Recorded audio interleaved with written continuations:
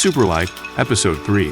ROC HATFIELD, best-selling author, producer, and innovator, reads his new groundbreaking novel, Superlight. The author blends myths and ideas from the Ancient Astronaut Theory and the Hebrew Bible to tell a story that will open the mind to new possibilities and distant worlds, all under the creation of the One. This is Superlight.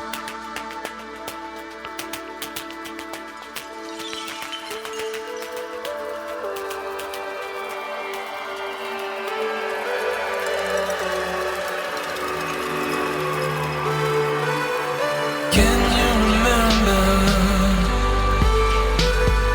all the September tears in her eyes? You sing a lullaby. Time has no feeling.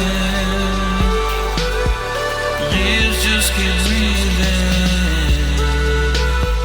Tell me, can you feel it? Tell me, can you see it?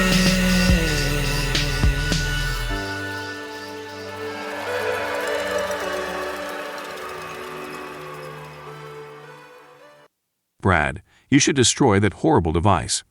You gave single-handedly doomed us all. Did you hear what it said? Heaven, actual heaven, is in a panic because mankind is not supposed to have this knowledge. You have not just taken a bite from the forbidden fruit, you have ate the whole fucking tree. I will speak with you tomorrow, if it comes. Good night. Jason marches off. Okay, Brad says. Are you two all right? Brad asks. Nancy and Walter nod a big yes. The Advanced Photonics campus looks spectacular in the early morning, dew sparkling on the grass, the sun gleaming off the two high-rise office buildings made of glass. There are dozens of scientists milling around, getting ready to go to work. A small group is waiting to take an elevator up to the 17th floor. For a meeting in the penthouse executive suite, Nancy and Walter are among them. Walter, did you bring your notes? Nancy asks. Your videos? Yes, I did, Nancy. Try and relax, Walter says as they ride up the elevator. Walter is an academic, not a big socializer.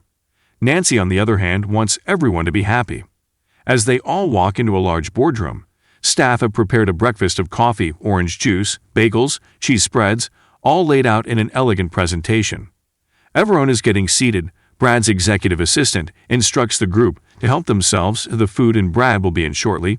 He is on the phone. Big surprise, right?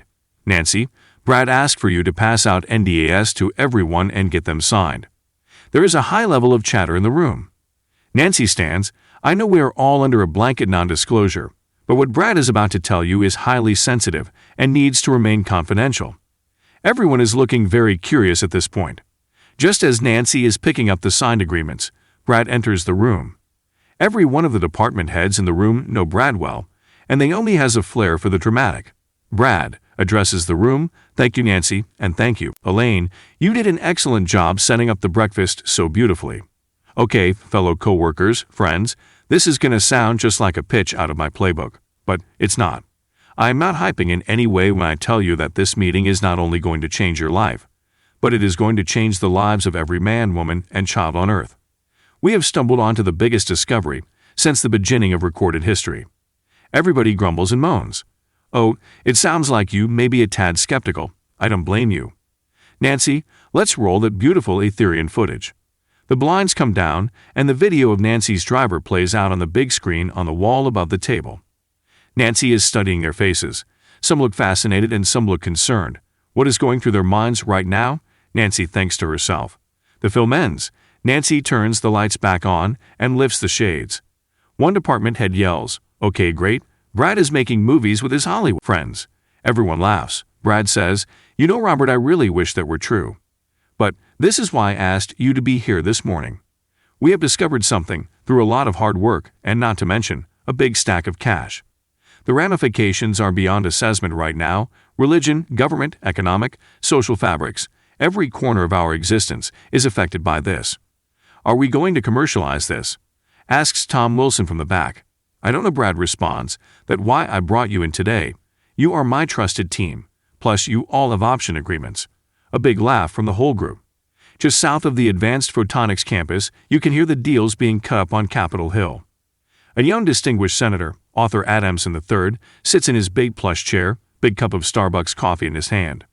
A knock at his office door. His assistant Bonnie informs the senator that if Dr. Jason Anderson is here to see him. "All right, Bonnie, send the good doctor on back." Bonnie motions to Jason to walk back. "Jason," the senator says, "how the hell are you?" Jason replies, "Senator, if I was any better, I would have to pinch myself to make sure I wasn't dreaming." "That sounds scary," the senator says. They both laugh. "Jason, call me Art, please. That senator shit is for my old man." "All right, Art," Jason says. "So Jason, what brings you all the way down this way?" "Looking for another contract for that company of yours. Art, I have some information that will boggle your mind, and it requires me to divulge a top corporate secret. I will be fired or worse if anyone finds out I told you."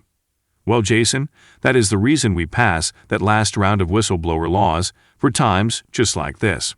1 week later, Brad, Nancy, and Walter are walking across a large underground parking lot below Brad's office building. "Okay, Brad, we were able to get the Superlight stuffed into a van as you asked."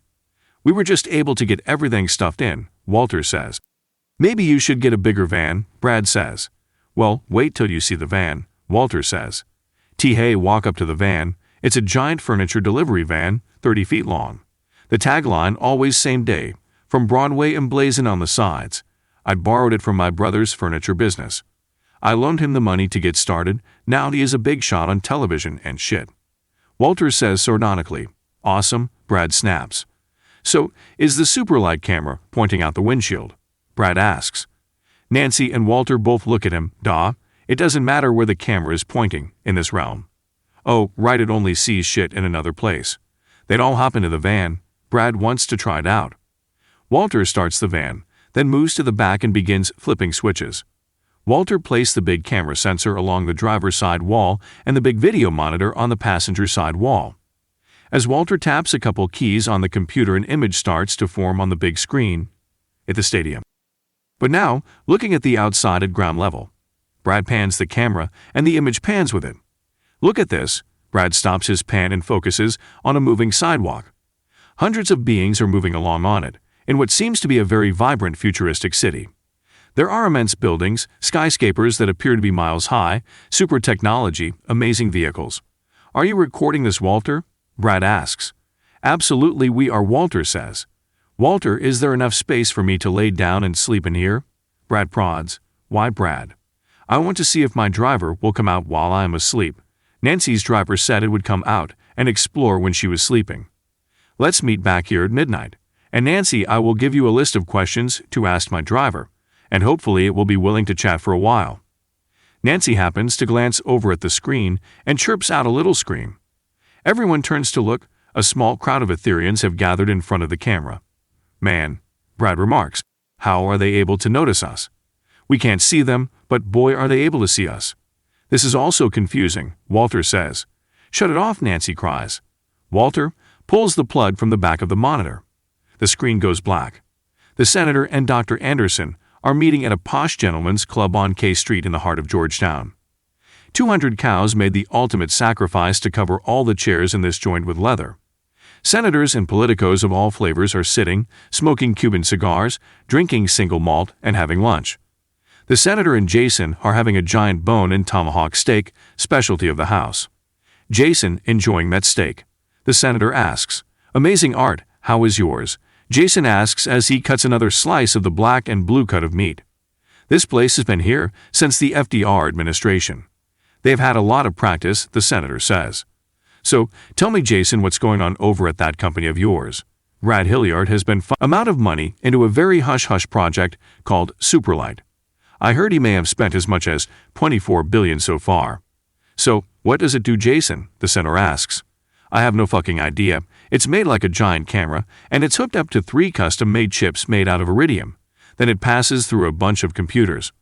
That is my technical observation, but the output goes to a special billet video monitor, and that's where the horror show begins." "Jason, I'm not following you," the senator says. "Sorry, Art. The camera can see into another world or realm, dimension, or whatever you want to call it. There are thousands of beings there, and they are here. There is one in each of us." The senator wipes his mouth with his white cloth napkin and says, "Jason, you have seen this tech firsthand." "Yes," Jason nods. "I know a little about this concept. Our deep black guys know a lot about these things. These creatures are behind the beings known as grays and tall grays. We have to get access to this tech, for a number of reasons, national and global security at the top of the list. I am going to meet with the community that oversees deep black projects and see what they think about all this. So, keep your eyes open and let me know if things change, the senator says as he signs the check and stands. Jason, thanks for coming to see me. I thank you, and your country thanks you. The senator waves at his aide and walks toward the door. The rings of Saturn are strikingly beautiful. The sun glistens from them.